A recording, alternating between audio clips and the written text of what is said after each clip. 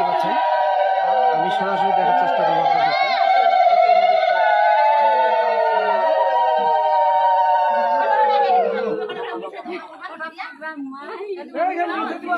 তো ভিতরে জায়গা হচ্ছে না, অনেক দূর দূরান্ত থেকে এসেছে যে সকলে দুধ খাওয়ার জন্য। তো এখন বাইরে বের করছে, আমরা সরাসরি দেখার চেষ্টা করব আপনাদেরকে।